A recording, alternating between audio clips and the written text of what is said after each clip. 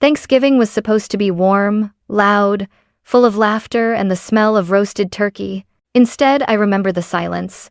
The kind that burns. My grandfather stood at the head of the table, a man worth billions. A man I had only ever seen in control with a dark bruise blooming beneath his eye. Every guest froze. My mother smirked, swirling her wine. "He got what he deserved," she said. "Dad taught him a lesson."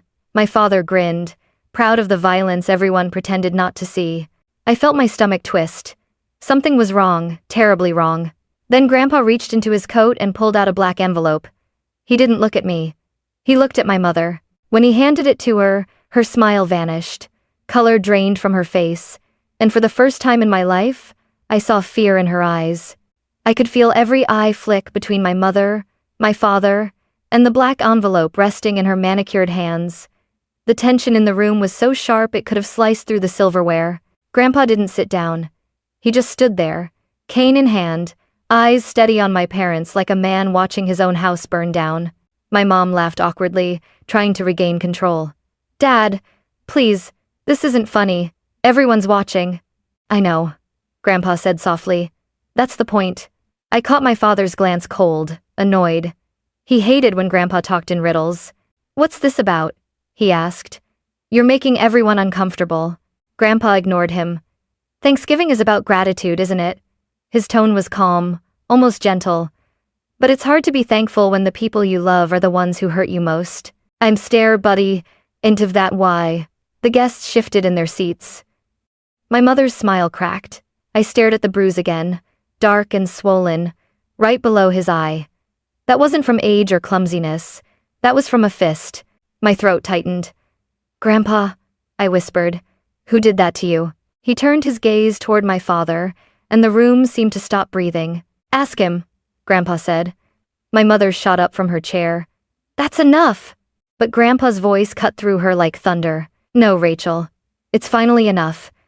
My father's jaw tensed, but he didn't deny it. Not even once. I didn't understand everything yet, but I knew, deep down, that whatever was inside that black envelope wasn't just going to change the night. It was going to destroy the family I thought I knew. 3 days before Thanksgiving, the house already smelled like tension. Mom was pacing in the hallway, her phone glued to her ear, whispering words like shares, trust fund, and transfer. I'd never seen her like that before, desperate, almost trembling. When she noticed me, she forced a smile. "Emma, sweetie, don't you have work to do?" I frowned. "Mom, are you arguing with Grandpa again?" She sighed, pretending to be exhausted. "Your grandfather's stubborn. He thinks the world owes him loyalty because he's rich. But we're family. That money should stay in the family." Her tone made me uneasy. "He already helped us," I said quietly. "He paid off the lake house, Mom." "That was nothing," she snapped. "After everything we've sacrificed for him?"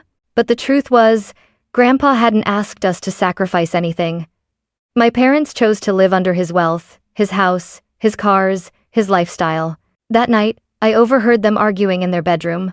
My father's voice was low but venomous. "He's rewriting the will, Rachel. I saw the lawyer's call log. He's cutting us out."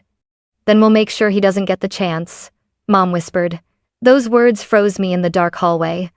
I stood there, heart hammering, realizing this wasn't about family anymore. It was about control. The next morning, Grandpa showed up at breakfast with his usual calm presence, same suit, same silver watch, same half smile. But there was something new in his eyes, something sharper. He looked at my parents and said simply, "I hope you both remember that greed always has a cost." They laughed it off. But by the end of that week, that cost had come due and it left a bruise under his eye that the whole world would see. Back at the dinner table, time felt slower, heavier. The sound of forks scraping plates echoed like thunder in my chest. Grandpa stood still at the head of the table, his bruise dark under the chandelier light. "Before we eat," he said quietly, "there's something I need to give you, Rachel." My mother looked confused, feigning politeness. "Dad, can this wait?" "We have guests." "No," he interrupted. "It's long overdue." He reached inside his coat pocket and pulled out that same black envelope. Thick, glossy, sealed with red wax. It looked more like a weapon than a document. He placed it in front of her plate, the way a judge might place a verdict. What is this? She asked, laughing nervously. A reminder, he said. For you. And for him. His gaze flicked toward my father. My father leaned back, arms crossed. You're being dramatic, Henry. Grandpa's eyes didn't move. I've earned the right to be dramatic after what you did. The words froze the air. I glanced around. The guests looked anywhere but at us. Even the candles seemed to burn quieter. My mother's fingers trembled as she broke the seal and pulled out a folded letter. A flash drive slid out onto the table. She unfolded the paper, her smile fading with each line she read. What is this? She whispered. Grandpa didn't answer. Her voice rose, sharp now. You're accusing us? You think we're thieves? I don't think, Grandpa said. I know. He tapped the flash drive. That's your handwriting, Rachel, and your husband's voice, recorded last Tuesday, outside my study. My father's grin vanished. The color drained from his face. Grandpa continued, calm but lethal. You tried to take what wasn't yours. So now I'm taking something back. For a second, no one spoke. The only sound was my mother's shaky breathing. What's on that drive? I asked softly. Grandpa turned to me. Proof, Emma. The kind of proof that ends a lie forever. I didn't understand then what he meant, but I saw it in his eyes. He wasn't there to expose them. He was there to end them, and that black envelope was just the beginning. After dinner, the house buzzed with whispers and fake smiles. Guests were pretending to chat, but everyone was waiting for the explosion. It came sooner than expected. Mom slammed the kitchen door behind her. The letter crumpled in her hand. You really think you can humiliate me in front of everyone? She hissed. Grandpa stood near the counter, leaning on his cane, calm as a storm before it breaks. I didn't humiliate you, he said. You did that yourself. You've always hated me, she snapped. You made me beg for scraps while you lived like a king. I gave you everything, Rachel, he replied. A home, a future, opportunities you wasted chasing luxury instead of love. Her voice broke. You don't know what it's like to live under your shadow. Grandpa's eyes hardened. No, Rachel, you don't know what it's like to raise a daughter who would watch her husband hit her father. The words hit her harder than any slap could. I froze in the doorway, my heart pounding. Mom, is that true? She didn't answer. Her hand shook as she set the glass down on the counter. He provoked us. Stop lying, Grandpa said quietly. The bruise wasn't an accident. You were both there. Mark hit me when I refused to sign over my companies. You stood by and let him. I felt sick. Dad did that? He said I needed to be taught respect, Grandpa continued. He said you agreed. My mother's voice cracked. He was angry. You were pushing him. I was protecting my life's work, Grandpa shouted, for the first time losing composure. You wanted to drain it dry. The silence after that felt infinite. I could hear the faint ticking of the grandfather clock, the shallow breaths of three people who no longer recognized one another. Mom finally whispered, You're exaggerating. No one will believe you. Grandpa's lips curled into something between pity and warning. I don't need them to. I already have proof. The black envelope wasn't just for show, it's my insurance. Then he turned to me, his voice soft again. Emma, I didn't want you to see this side of them. But sometimes the only way to open someone's eyes is to let the truth burn. I looked at my mother, her face pale, her hands trembling, and realized that bruise under his eye wasn't just from violence. It was from betrayal. The kind that scars deeper than any wound. Grandpa straightened, the faintest tremor in his hand as he reached for his cane. I've lived long enough to know one truth, he said quietly. Money doesn't destroy people, it reveals them. He nodded toward me. Emma, come here. I stepped closer, my heart pounding so hard I could barely breathe. His eyes, still bruised and weary, softened when they met mine. You deserve to know what I've done. My mother crossed her arms, her voice dripping with contempt. What now? Another lecture? Grandpa didn't even glance her way. That black envelope wasn't just proof of your crimes. It held my new will. The words hit like thunder. Mom blinked, confused. You're what? I've signed everything over, he continued. The estate, the companies, every share I built from the ground up. She laughed bitterly. To who? Don't tell me you're leaving it to charity. Grandpa smiled faintly. No. To Emma. The room went silent. My father's fork clattered onto his plate. What? My mother's voice cracked. You can't, she's a child. I'm 26, I said quietly. Grandpa's voice grew steadier. Old enough to understand integrity, young enough to rebuild what you destroyed. Mom's composure shattered. You're doing this to punish me. No, Grandpa said. I'm doing it to protect her from you. You stirred. It is not manager intended as the stand. My father stood up, his face red, veins rising along his neck. This is ridiculous. You can't just rewrite everything overnight. We'll contest it. You can try, Grandpa said calmly. But every document is notarized and filed. I even included the recordings from that night, your threats, Mark. The court will hear every word. My father's jaw tightened. You think this will make you a hero? You're a bitter old man. Grandpa's gaze hardened. I'm a man who finally learned that love without boundaries breeds monsters. Mom's tears came fast, furious. You're taking everything from me. No, he said. You took everything from yourself. The words echoed through the dining room. Even the air felt different, charged, heavy, final. I stared at Grandpa, my throat tight. Why me? I whispered. Why trust me with all of this? He smiled softly. Because when you saw the bruise, you were the only one who asked what happened, not what it was worth. Something inside me cracked. For the first time, I understood what he was doing, not just rewriting a will, but rewriting the future. Mom turned away, whispering under her breath. This isn't over. Grandpa's reply was calm, almost gentle. It already is. He leaned on his cane, his eyes glistening. I built this empire to protect my family. Now I'm giving it to the only one who still remembers what that word means. And in that moment, I realized I hadn't inherited his money, I'd inherited his war. The silence after Grandpa's announcement didn't feel real. It was the kind of silence that hums in your bones, thick, electric, waiting for something to break. Then my father laughed. A low, bitter sound. This is a joke, right? You're senile, Henry. Nobody's going to take this seriously. Grandpa didn't flinch. You hit me, Mark. You stole from me. You forged my signature. Believe me, the law will take it seriously. My mother's chair screeched across the floor as she shot to her feet.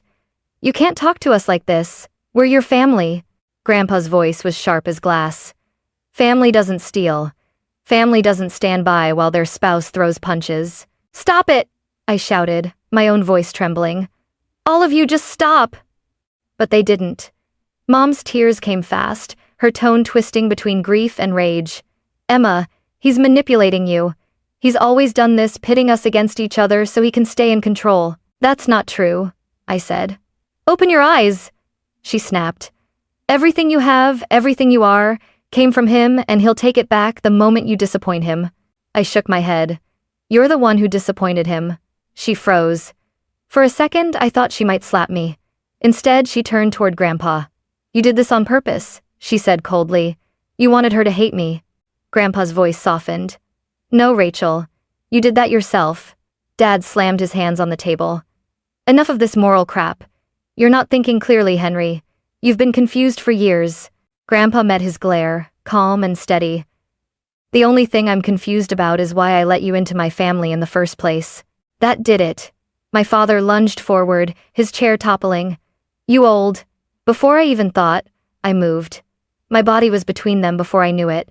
Don't you dare, I hissed. He froze, eyes wide, maybe from shock, maybe from the fact that his daughter was finally standing in his way. Get out, I said quietly. Excuse me? You heard me. Both of you. Leave. My mother's voice broke. Emma, please don't do this. We're family. Family? I said, my throat tightening. You stood there while Dad hit him. You tried to steal from him. You lied to me. That's not family. Dad's jaw tightened, fury boiling beneath his skin. You'll regret this, Emma. You have no idea how this world works. I met his glare head on. Maybe not, but I know how decency works, and you lost yours a long time ago. Grandpa's hand found mine, his grip firm despite the tremor. Emma, he said softly, let them go. There's nothing left here worth saving. Mom sobbed, her mascara streaking down her face. You'll regret this, Dad. You'll die alone, and she'll leave you just like everyone else. Grandpa didn't even raise his voice. I'd rather die alone than live surrounded by thieves. My father stormed out first, muttering curses under his breath. My mother lingered for one last, shaking glance at me. He's turned you against us, she whispered. I swallowed the ache in my throat. No, Mom. You did that the moment you chose money over love. The door slammed behind them. The echo hung in the air like an aftershock. For a long time, no one moved. Then Grandpa exhaled, shoulders sagging. You did what I couldn't, he said. I wiped my eyes. What's that? Ended it. He looked older than ever, but also somehow lighter. It's strange, he murmured. I thought losing them would kill me. Turns out, it just set me free. I squeezed his hand. You're not losing everything, Grandpa. He smiled faintly. No, I'm finally keeping what matters. And as I stood beside him, the empire that once felt built on pride and silence began to feel like something new, something earned through fire and truth. The house felt different after they left, too quiet, too clean, like the air itself was holding its breath. Grandpa sank into his favorite leather chair by the fireplace, exhaustion written across his face. The bruise beneath his eye had turned a sickly shade of yellow. I sat on the rug across from him, knees pulled up, the black envelope between us. For a while, neither of us spoke. The crackle of the fire filled the silence. Then he said softly, "You're wondering what's on that flash drive?" I nodded. He leaned forward, his voice low and steady. "Security footage. From last week. I installed hidden cameras in the study after your father demanded access to my accounts." He reached into his pocket and handed me a small USB stick, the same one from the dinner table. "I didn't want you to see it," he murmured, "but you deserve to know the truth." I hesitated before plugging it into the laptop on the coffee table. The screen flickered to life. At first, all I saw was the study bookshelves, the antique globe, the glow of lamplight. Then, the door burst open. My father's voice filled the speakers. "Sign it, Henry." Grandpa's voice was calm. I said, "No, Mark. You're pathetic," my father snarled. "You'd rather give your empire to a stranger than your own daughter." "She's not ready," Grandpa said quietly. "And you'll destroy everything I built." That's when it happened. My father's hand lashed out. A slap, a punch. The camera shook as Grandpa stumbled against the desk. Then Mom's voice entered the frame, cold and sharp. "Just do it, Dad. We're tired of waiting." I stopped the video, trembling. My stomach churned. "They actually—" "Yes," Grandpa said simply. "And the bruise you saw at dinner was the price I paid for saying no." My throat tightened. "Why didn't you go to the police?" He smiled sadly. "Because sometimes justice isn't about punishment. It's about exposure. Let them ruin themselves." He leaned back, eyes glinting in the firelight. "I needed them to show their true faces in front of you. And they did." I stared at him, torn between anger and heartbreak. "You recorded everything, changed your will, invited them tonight. You planned this." He nodded. "I've spent my life fixing other people's mistakes. Tonight, I corrected my own." For a moment, the only sound was the fire popping in the hearth. Then I whispered, "What happens now?" Grandpa gave a small, tired smile. "Now? We rebuild. You'll take over the companies slowly. I'll teach you what I know, and you'll teach me how to trust again." I reached for his hand, squeezing gently. "You don't have to do this alone." He looked at me, really looked at me for the first time in years. "Neither do you." Outside, the wind howled through the trees, carrying the last echo of my parents' shouting voices away into the night. And for the first time, the house felt like it belonged to us, not as an empire, but as a beginning. A year later, the same dining room that once echoed with shouting and shame was warm again, filled with laughter, light, and the smell of roasted turkey. This time, there were no raised voices, no black envelopes, no bruises. Grandpa sat at the head of the table, his cane resting beside him, a soft smile lighting up his face. He looked older, yes, but lighter, freer, like the ghosts of last year had finally left him. I stood beside him, helping pour wine into crystal glasses for our guests, his old business partners, our loyal staff, even Mrs. Lane, the housekeeper who'd known me since I was 5. For the first time in forever, it felt like family. Halfway through dinner, a courier arrived at the door with a small envelope. The handwriting on it froze me in place, my mother's. I hesitated before opening it. Inside was a short letter. Emma, I don't expect forgiveness. Your grandfather was right about us. We let greed blind us. I hope someday you'll see that I wasn't born cruel. I became that way trying to keep up with him. I'm sorry for what I allowed to happen that night. Take care of him. Mom. My hands trembled slightly as I folded the letter. Grandpa watched me quietly. Will you answer her? He asked. Maybe one day, I said. When I know she's changed. He nodded. Forgiveness isn't a debt. It's a gift. Give it when your heart's ready, not before. The words settled deep inside me, warm, steady, true. Later that night, after the guests had gone, Grandpa and I sat together by the fireplace. He stared into the flames, the light flickering across his weathered face. You've done well, Emma, he said softly. The companies are growing again. You've kept our name clean. I just followed what you taught me, I said. He smiled. No, you didn't. You did better. You led with empathy, not fear. That's something I never managed to do. Outside, snow began to fall soft, slow, cleansing. I looked at him, this man who had been both the foundation and the storm of my life, and said, You were right, Grandpa. Money doesn't reveal who we are, it magnifies it. I just hope I've become someone worth magnifying. He chuckled, eyes glistening. You already have. And as we sat there, fire crackling, snow drifting beyond the windows, I realized something simple and profound. The real inheritance wasn't his empire. It was his lesson. That blood may make you related, but loyalty makes you family.